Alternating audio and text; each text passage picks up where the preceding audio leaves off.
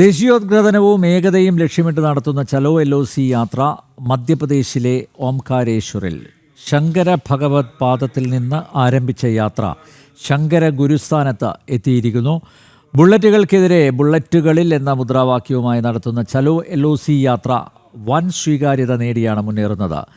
ആദിശങ്കരാചാര്യൻ്റെ 108 അടി ഉയരമുള്ള ഏകാത്മ പ്രതിമയുടെ മുന്നിൽ നിന്ന് സംഘം ജനം TVയോട് വിശേഷങ്ങൾ പങ്കുവച്ചു.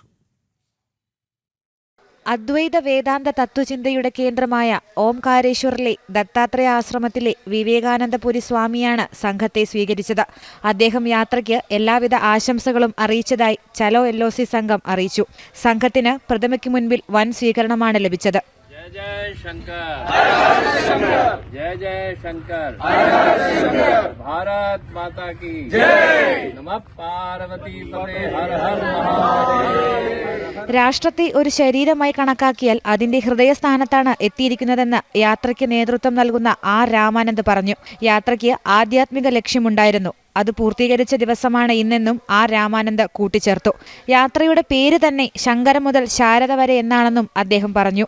രാഷ്ട്രത്തെ ഒരു ശരീരമായി കണക്കാക്കിയ രാഷ്ട്ര ശരീരത്തിന്റെ മൂലാധാരത്തു നിന്ന് ആരംഭിച്ച് സഹസ്രാരം വരെയുള്ള ഒരു യാത്രയാണ്. ഒരു ആധ്യാത്മിക തലം അതിനുണ്ട്. അങ്ങനെ നോക്കുമ്പോൾ ഭാരതത്തിന്റെ ഹൃദയഭൂമി ഹൃദയസ്ഥാനത്ത് എത്തിച്ചേർന്നിരിക്കുന്നതായിട്ടാണ് തോന്നുന്നത്. ആ ഹൃദയം എന്ന് പറയുന്നത് തീർച്ചയായിട്ടും ഓംകാരേശ്വര ഭൂമിയാണ്. ഭാരതത്തിലെ 12 ജ്യോതിർലിംഗങ്ങളിലൊന്നായ ഓംകാരേശ്വർ സന്ദർശിച്ച് സപ്തനദികളിലൊന്നായ നർമ്മദയിൽ സ്നാനവും നടത്തിയാണ് സംഘം ഇന്നത്തെ യാത്ര അവസാനിപ്പിച്ചത്. 28 ഏക്കറിലായി വ്യാപിച്ചു കിടക്കുന്ന ഏകാത്മ ഡാമിലാണ് 108 അടി ഉയരമുള്ള ഏകാത്മ പ്രതിമ സ്ഥിതി ചെയ്യുന്നത്. 12ാം വയസ്സിൽ അദ്വൈത വേദാന്ത തത്വചിന്ത പ്രചരിപ്പിക്കുന്നതിനായി ശങ്കരാചാര്യൻ ഓംകാരേശ്വർ വിട്ടെന്നാണ് ഐതിഹ്യം. നാഷണൽ ഡെസ്ക്, ജനം.